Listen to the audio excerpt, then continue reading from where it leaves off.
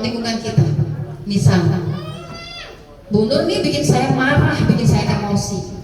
Kalau saya memang fokusnya Allah yang perintahkan saya untuk tetap komunikasi yang baik, mau Bu Nur bikin kesel saya, mau dia maki-maki saya, mau dia melakukan segala hal yang mancing saya nggak akan keluar ucapan kasar atau kotor sama Bu Nur.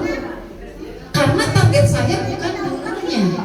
Saya bicara baik, komunikasi yang baik itu atas ketaatan kepada Allah aja. Beda kalau target kita orang lain. Bu Nurnya begitu ke saya, lu jual gua beli nih, gitu. Dia maki kita satu kalimat, oh saya bisa maki dia 10 kalimat. Itu kalau kita hanya targetnya kepada manusia. Maka Rasulullah bilang, maka nayu'minu billah. Kalau beriman kepada Allah, ini berarti nanti Bu, ketaatannya hanya kepada Allah. Yang memerintahkan kita Allah, bukan agar menyenangkan dia, menjaga hati dia, enggak. Yang kita jaga itu ridhonya Allah. Maka dengan begitu itu akan membuat kita lebih termotivasi lebih, dan kita nggak gampang down ketika nggak dapat feedback yang serupa. Kan bisa jadi kita komunikasi udah yang bagus ya Bu, udah yang adem ayem, udah yang sopan apa, tapi bisa jadi feedback dari orangnya nggak ngenakin, ya kan? Terus misalnya atau apa, tapi kita nggak akan terpengaruh, nggak akan sia-sia. Ya. Yang kedua tadi dengan hari kiamat, hari akhir. Kenapa ya tadi? Karena kita yakin setiap ucapan kita, baik lisan atau tulisan, itu semuanya akan diminta pertanggungjawaban di akhirat. Tentu Ibu masih ingat ya hadis yang pernah kita sampaikan, bahwa ada sahabat mengadukan, ada saya punya tetangga perempuan, dia kalau malam nggak pernah tidur karena selalu qiyamul lail, kalau siang nggak pernah makan karena rajin puasa. Tapi dia gemar menyakiti tetangga dengan lisannya. Itu berarti kan komunikasinya yang bermasalah. Apa kata Rasulullah? Nggak pakai babi Bu, langsung kata Rasulullah, hiya min ahlin nar, dia menjadi penduduk neraka. Ya kan? Jadi artinya kita ngaji banyak, pengajian, datang ngaji rajin, ya, baca Quran betul misal, sholat aman, semuanya dikatakan ibadah. Tapi kalau komunikasinya bermasalah sehingga menimbulkan kezaliman terhadap orang lain, habis semua Bu. Habis semua pahala kita. Gak akan bisa nutupin tadi hak-hak orang yang tersakiti karena gaya komunikasi kita. Maka tadi Allah SWT ingetin, kalau percaya sama hari akhir berarti percaya adanya hari pembalasan, percaya setiap kata akan ditanya oleh Allah, setiap tulisan kita itu akan diminta pertanggungjawaban. Maka Allah kunci, Rasulullah kunci tadi itu, maka kalau mau selamat hal yang khairan, hendaklah komunikasi dengan yang baik. Bicara yang baik itu artinya komunikasi yang baik-baik, caranya juga baik-baik, niatnya juga baik-baik. Kalau nggak bisa lebih baik diam. Nah, itu baru tuh masuk ke bahasa kita apa? Diam adalah mas. Nah sekarang kita mulai agak pretelin nih. Yang baik itu kayak apa sih konkretnya nih? Konkretnya. Yang pertama yang mesti diingat Bu, pastikan komunikasi kita itu selalu tawadhu Bu. Tawadhu itu apa? Tawadhu itu dia ada kerendahan hati. Apapun Bu yang statement kita ucapkan, contoh misalnya, niatnya baik Bu Nur, niatnya ngingetin, tapi yang tahu nih kita nih Bu. Tapi kalau dari diri kita ada unsur kesombongan ketika mengingatkan, nyampe itu bisa lain. Ibu sering nggak misalnya diingetin orang, tapi kok bukan malah adem ayem hati, tapi kok kayak malah tersakiti ya kita ya? Bisa jadi karena mungkin tadi ya pengennya nasihati, tapi tadi ada unsur yang hilang. Mungkin dia menyampaikan dengan kesombongan, keangkuhan misal, merasa benar misal. Jadi jatuhnya kayak kita direndahkan, gitu ya. Jadi kitanya jadi kayak kok nggak enak ya ngomongnya. Itu ngaruh nggak sih Bu? Kalau hati kita ada unsur gitu, ngaruh kan? Nggak bisa dibohongin. Sorot mata, ya, intonasi, pilihan kata. Maka usahakan harus selalu ada unsur tawadhu dalam setiap komunikasi kita. Mau sehebat apapun kita, mau setinggi apapun kita, sehebat apapun kita, mungkin usia kita yang paling tua, mungkin ilmu kita merasa paling banyak, mungkin kedudukan kita, mungkin posisi, itu semuanya nggak ada artinya. Tetap semuanya harus tunduk kepada tawadhu tadi. Jadi komunikasi yang baik, komunikasi yang ada kesantunan di sana. Mungkin itu bahasa mudahnya. Tawadhu itu kan santun ya, ada kesantunan di sana. Mau ngingetin santun, ya, baik secara lisan maupun tulisan semuanya santun. Kalau santun kan enak, itu pasti nyampe kok, nggak perlu dibuat. Insya Allah pastinya nyampe. Kita harus ingat terus ya Bu Nur, bahwa kata Rasul tidak akan pernah masuk surga apapun yang dalam hatinya ada kesombongan, walau sebesar biji sawi sebiji. Kata Rasulullah, kesombongan itu apa indikatornya? Menolak kebenaran dan merendahkan orang lain. Maka kalau kita mau misalnya, itu kan kebaikan nih, mau pakai chat atau apa, pikir-pikir. Ini misalnya hati kita Bu, yang bisa diajak diskusi itu hati. Kalau saya ngomong sekarang, timingnya pas gak ya? Tuh kadang kepikiran tuh, kadang tuh. Kalau saya keluarin sekarang, ada yang kesinggung gak ya? Itu bisa loh Bu diraba. Bisa gak? Bisa Bu. Kan saya juga ngerjain yang kayak gitu. Kan saya komunikasi siapa aja bisa. Jadi memang harus dipikir dulu. Belum tentu yang kita rasa baik itu ternyata pendapat penyampaiannya apa diterimanya baik. Bisa karena waktunya yang nggak tepat, bisa karena redaksinya yang kurang. Jadi mesti harus dipikirkan dulu. Apalagi kalau mainannya di grup. Mainnya di grup nih.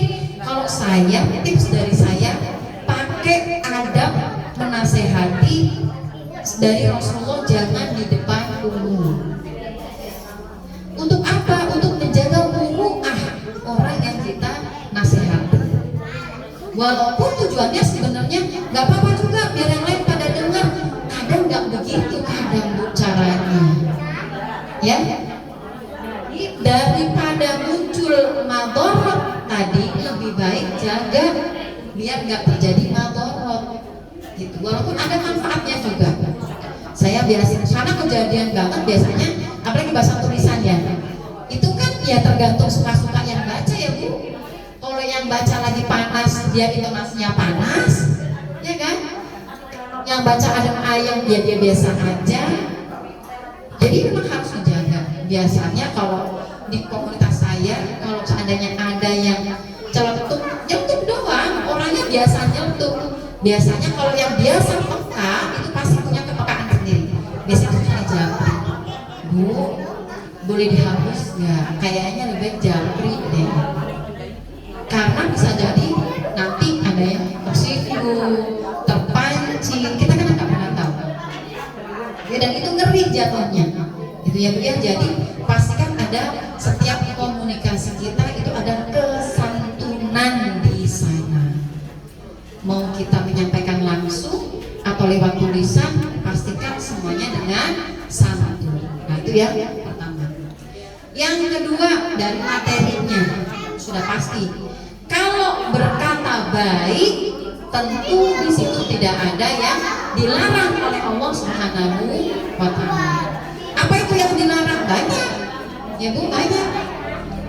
Kosakatanya yang kasar itu termasuk nggak boleh pasti ya, udah paham. Yang kotor udah pasti. Konten materinya yang merendahkan apalagi. Ya, kenapa sedemikian rupa Islam menjaga? Karena setiap kita, ini setiap diri ibu-ibu itu dimuliakan oleh Allah. Haram harga diri ibu-ibu untuk diinjak-injak. Seorang muslim itu haram harga dirinya diinjak-injak oleh siapapun. Gak ada satupun yang boleh menginjak-injak harga diri seseorang. Maka segitunya komunikasi diatur dalam Islam.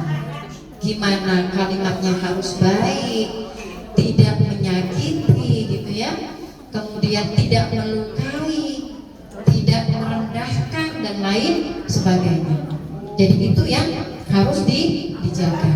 Maka harus pintar-pintar dulu memang untuk komunikasi. Yang ketiga yang dijaga apalagi? Kalau kata Allah, walaupun sedang berdebat, pasti pesannya idfa billati hiya ahsan. Walaupun sedang berdebat, kan pasti ya kalau kita banyak kepala, lagi rebukan apa, kan pasti saut-sautan, ya Bu. Satu pengen usul, satunya juga punya usul, satunya punya usul. Boleh, nggak apa-apa. Tapi idfa billati hiya ahsan. Kuncinya komunikasi yang baik adalah kita selalu memberikan feedback yang jauh lebih baik dari komunikasi yang awal. Itu ya Bu. Bu Nur ngomong nih segini, maka kalaupun kita mau ngebantah, pastikan bantahan kita dengan bantahan yang lebih baik. Kalau dia bahasanya udah santun, kita lebih santun lagi gitu. Caranya begitu. Jadi rumusnya feedback kita harus selalu lebih baik dari komen yang tadi di awal, dari ucapan yang tadi di awal. Biar apa? Biar sama-sama menjaga. Enggak, kadang kita sudah berusaha baik-baik ya Bu, feedbacknya Bu nggak ngenakin banget. Siapa yang pernah kejadian begini? Sering ya. Itu kan jadi malas ya Bu. Aduh, rasanya udah baik-baik dah ya. Pasti kita udah ngatur-ngatur gitu kalimat segala macam. Feedbacknya masih aja gitu. Nah, itu yang harus dijaga. Ya, gimana Bu? Itu berarti ini ya Ustazah, tadi kalau kita dengar dari Ustazah di awal, kalau kayak gitu berarti balik lagi ke niatnya ya. Iya itulah ya, ternyata berat juga Ustazah ya. Kalau nggak diingetin kan kita lupa terus tuh. Oh ternyata kita balik lagi harus niatnya karena Allah ketika berkomunikasi. Gitu ya Ustazah. Iya betul. Iya, jadi hatta walaupun dapat feedback yang nggak baik, ingat lagi oh ya, kan kita komunikasi menjaga yang baik ini karena Allah, bukan karena dia. Jadi kalau dia nimpalin yang nggak baik nggak apa-apa, kita tetap timpalin lagi dengan yang lebih baik lagi. Terus saja gitu. Nanti lama-lama orang bisa menilai. Nah, tinggal kalau lagi di grup gitu, ini biasa di kanan kita harus ada yang bilang juga kalau udah mulai panas-panas gimana anget-anget gitu ya. Udah mulai nanti dijabri. Kayaknya udah deh, nggak usah diperpanjang kalam lagi, bisa yuk misalnya. Atau biasanya ada juga tuh yang suka masuk beda topik gitu ya, yang tujuannya mengalihkan misalnya, ya kayak gitu namanya juga komunikasi. Dan rumus tadi itu Bu, itu tidak hanya untuk ngomongin yang penting-penting, hatta dalam bercanda. Canda itu komunikasi bukan Bu? Komunikasi ya, bercanda itu komunikasi. Tujuan bercanda apa Bu? Bikin happy kan? Nah, Ibu harus ingat kalau kita bercanda tujuannya bikin happy. Dalam Islam pun bercanda ada adabnya, sama persis. Karena itu bagian dari komunikasi. Satu, kata Rasulullah bercanda nggak boleh bohong. Kalau di ilmu parenting, celaka jangan sampai sekali-kali kalian melakukan ini ya kepada anak kalian. Sini. Nih punya apa nih? Sini.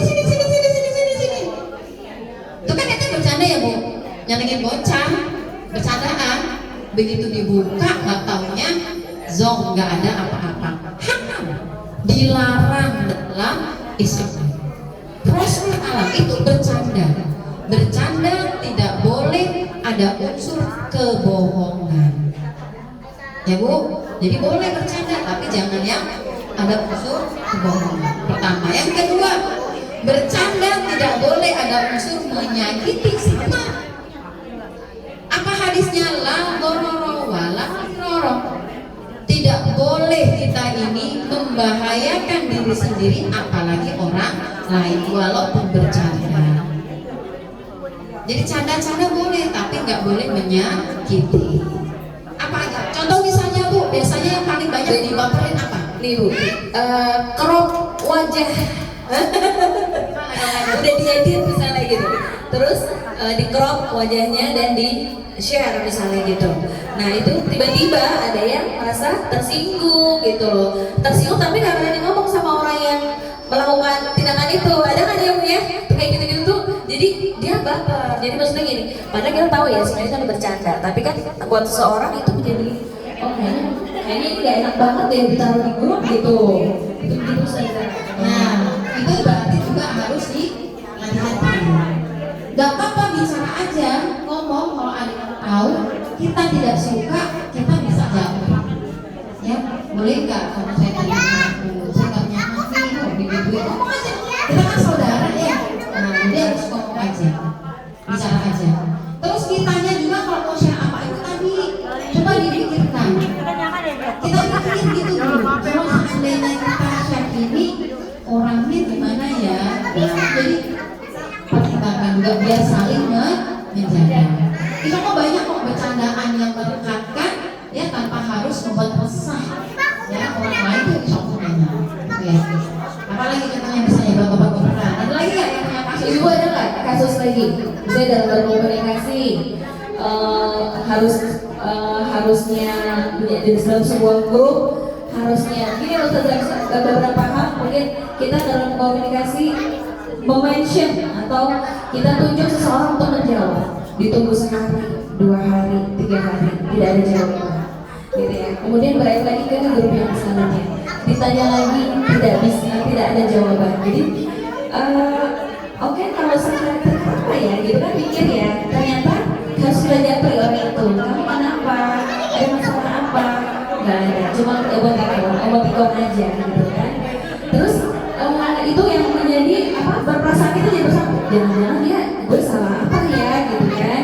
Apa karena ada masalah apa tuh dia juga nggak jawab gitu. Sehingga itu akan menimbulkan kedepannya seperti itu. Apabila ada yang bertanya dan itu mention nama orang itu menjadi ilfeel sendiri, kan jadi rasa kayak tidak dianggap ya gitu. Kok kita ini kan bukan buat untuk tujuan bersama, tapi ini kan bukan tujuan sendiri tapi tujuan kelompok bersama. Jadi apakah itu menjadi salah satu orang yang apakah kalau dia memang itu menjadi hak dia gitu untuk tidak menjawab, padahal itu di dalam grup dan itu di mention, bahkan dia bilang aja maaf ya sebentar aku lagi gini-gini, kalau yang dia tidak ada masalah terus.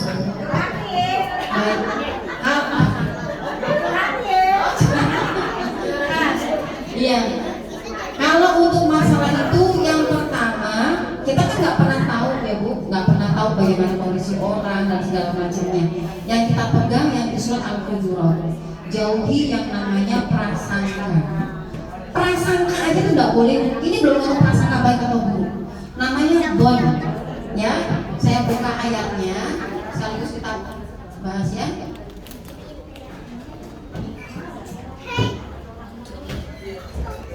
Jauhi prasangka Bu Esi, nggak boleh. Anda berdosa sayang.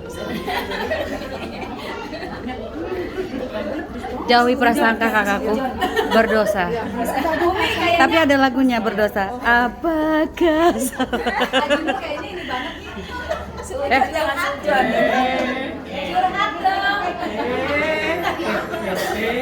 Sujud jadi orang. Bab prasangka tuh kan jadi lama nih, bab prasangka nggak keluar. Bab prasangkanya nggak keluar ya. Di ayat 12 ya, kata Allah ya ayyuhalladzina amanu ijtanibu katsiran minadh-dhanni inna ba'dadh-dhanni ismun.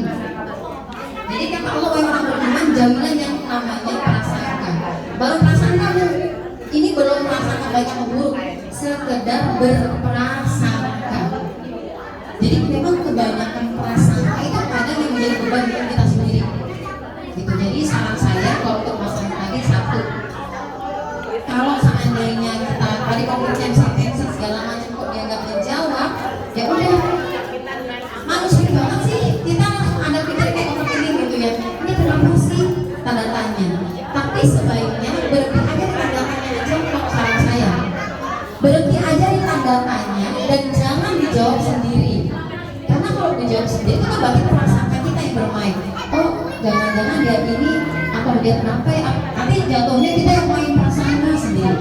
Dan prasangka itulah yang nanti membuat jadi beban kita. Itu pertama. Yang kedua, terus gimana solusinya? Kata tabayun aja. Nah, jadi nggak apa-apa japri misalnya gitu ya. Japri. Kalau seandainya misalnya jawabannya kurang memuaskan kita misalnya, ya udah stop di situ. Nanti tunggu deh mungkin kalau pas ketemu langsung misalnya. Itu akan lebih enak. Kalau saya tipe orangnya Bu, kalau saya udah nggak bisa nahan juga prasangka saya, daripada itu jadi pikiran saya simperin orangnya. Saya silaturahmi biasanya. Nggak betah saya. Saya nggak betah. Itu saja nyamperinnya beda. Karena saya orangnya nggak bisa kalau bikin orang lain tuh sakit hati karena saya itu saya.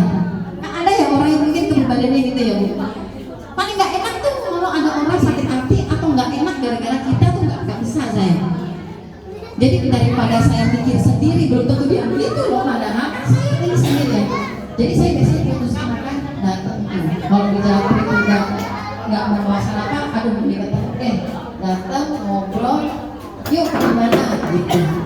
Karuannya kalau saya salah saya minta maaf dan segala macamnya gitu. Jadi segala macam cara sih sebenarnya untuk bagaimana kita menjaga biar komunikasi tetap menjadi baik. Itu dari sisi yang tadinya. Sisi kitanya seperti apa sih kalau seandainya kita yang jadi yang dimensi tadi misalnya. Tadi kan belum nanya. Sebenarnya kita punya hak nggak sih untuk menjawab atau tidak? Ya iya. Kalau ngomongin hak, semua orang punya hak, ya, punya hak untuk misalnya dia menjawab atau tidak dan segala macam. Apalagi kadang kita nggak tahu kondisi kita itu seperti apa. Tapi kembali lagi sih Bu, seberapa besar keinginan kita menjaga komunikasi itu baik, sebesar itu kita akan berupaya agar itu menjadi baik. Paling banter saya biasa terjadi kasus ini. Ada orang nih ngebahas satu hal, baru di spill beberapa kalimat, saya rasa udah berat banget bahasan itu dan kayaknya saya nggak sanggup deh membahasnya. Kalau pengennya, saya pengennya langsung ninggalin chattingan saat itu juga dengan tanpa ada salam walang kalam, maunya gitu. Dan saya tutup HP, saya tinggal tidur, maunya gitu. Tapi terus kemudian saya berpikir ulang, kalau saya lakukan itu, kayaknya dari sana pasti akan beranggapan beda dan akan jadi nggak nyaman nih kayaknya. Mungkin dia akan berpikiran, aduh Ustazah kayaknya marah kan, kayaknya Ustazah ini kan, waduh bisa salah ya, ini apa? Akhirnya beberapa detik kemudian saya memutuskan untuk menjawab. Biasanya kalau saya sudah ya cukup, kayaknya saya nggak mau bahas lagi, boleh ya? Nah, sekedar statement itu usaha agar tetap komunikasi terjaga, gitu. Biar tetap semuanya baik saja. Akhirnya dia nauin, oke, tapi paling enggak dia tahu oke, berarti nggak mau ngebahas ini, mungkin lagi nggak nyaman atau ada sesuatu, tapi oke, kalau Ustazah sudah bilang cukup, nggak usah dibahas, lalu nanti disebut baiklah, maaf ya. Gitu jadi kalau seperti itu jadinya enak dua arah, tapi prinsipnya sama agar tadi itu dalam rangkaian kebaikan tadi falyakul khairan aw liyasmut. Tapi karena ada liyasmut tadi, kalau nggak bisa bicara baik lebih baik diam, itu menjadi hak tadi. Ketika dia bilang daripada gue balas nanti omongannya nggak enak, mending aku tinggal, itu hak. Berarti dia sudah ngukur. Daripada saya nggak bisa menjaga komunikasi dengan baik, lebih baik aku mundur dulu deh, aku diam dulu. Akhirnya milih untuk dia smooth, berdiam tadi. Nah, tinggal tadi itu feedback kita nauin, oke, mungkin dia belum makan segala macam, ya baru nanti lah kita tadi jangan sampai ada prasangka, tambahnya aja dan segala macam. Nah, itu sih. Oh, Ibu ada yang mau bertanya nggak? Ada? Bu Yana? Mau nanya? Ada yang mau Kakak, tanya? mama kembar saya. Oke, mau nanya. Assalamualaikum warahmatullahi wabarakatuh. Waalaikumsalam. Saya bisa tanyakan, orang itu selalu memusingkan saya gitu. Karena memang saya tidak ada suami kan. Misalnya kok kamu bisa sih ada ini. Terus kok anak-anak bisa sih prestasi sekolah gitu kan. Sedangkan kakak Yuli itu ya orangnya sih kayaknya kayak gak ada beban gitu. Tapi kan kembali lagi ke diri saya. Udah orang itu berdua kok aku ngomong orang satu orang ya udah jadi sampai sekarang masalahnya gimana ya nih Masalahnya jadi gede kenapa? ya, karena masalahnya aku bisa gitu tanpa suami aku bisa nyobain anak biaya dari mana gitu kayaknya kan mesti banget aku gitu yang ingin saya tanyakan itu nggak saya bebankan banget sih tidak ibaratkan anak bobat gitu terus gimana ya untuk menyikapinya? Terima kasih. Nanti terus aja mungkin saran saya sih Bu, nyikapinya nanti terus aja nggak usah berprasangka. Dia nanya, anggap aja beneran dia nanya. Ya udah kita tinggal jawab, selesai. Nggak usah kita pikirin di belakang dia gimana nggak perlu. Jadi dia dari pikirannya. Cuma kalau saya kadang udah dicoba begini. Aku kalau memang kok kamu bisa sih prestasi kasih apa sih gitu dikasih makan apa sedangkan aku kan selama menikah itu dari kelas 3 SD makanya sampai sekarang alhamdulillah masih Nggak apa-apa nanti terus aja Bu, nggak usah musingin dibalik pertanyaannya dia tanya kita jawab aja, dia tanya kita jawab aja, gitu aja.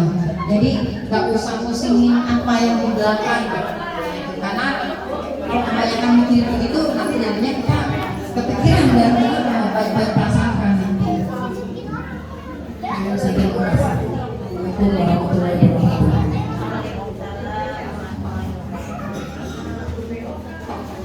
Assalamualaikum warahmatullahi wabarakatuh. Saya kalau ada teman, saya nggak tahu apa saya salah. Tiba-tiba di grup ada settingan gitu, misalnya saya kirim kalau lagi marah, jangan kalau saya marah. Bagaimana Bu ya? Kalau lagi kalau mau keputusan jangan lagi pada saat marah. Jadi ngomongnya kayak gimana? Jadi yang menulis itu ibu atau saya? Saya marah gitu ya. Betul langsung dia. Maksudnya apa? Terus langsung ini saya bilang saya itu bukan yang ibu. Saya kan berarti grup gitu. Akhirnya dia memutuskan semuanya. Dia memutuskan diblokir oleh saya ini semua. Saya mengikuti nggak bisa, nggak bisa. Saya lama-lama kita saya lagi itu. Ini kan, dengar nggak pernah. Katanya gitu kan, nggak pernah saya nggak kenal. Terima kasih. Ya, ya. Efek terburuk ya, efek terburuk dari komunikasi yang tidak berjalan dengan baik dan kita tidak pernah inginkan sampai harus memutus silaturahmi. Saran saya jangan sampai lah ya sama saudara sendiri. Seburuk-buruknya komunikasi kita saudara tetap saudara. Karena tidak perlu diputus ya teman. Tidak boleh memutuskan tali silaturahmi. Untuk kasus seperti itu tadi yang saya bilang terkadang niat baik kita itu bisa jadi ternyata di tengah nggak tepat. Apalagi kalau lagi ya tadi itu lagi insight ego-egonya apa atau apa terus kita sentil gitu ya ngasih peluang atau ngasih apa itu kan punya apa nanti ada yang tersinggung itu Bu dan pasti ada yang tersinggung itu biasanya. Saya kita banget tuh kalau lagi bahas apa panas namanya juga apa ada lebih baik tuh paling enak kita selentingannya ya ngadem gitu ya yang karena bahasa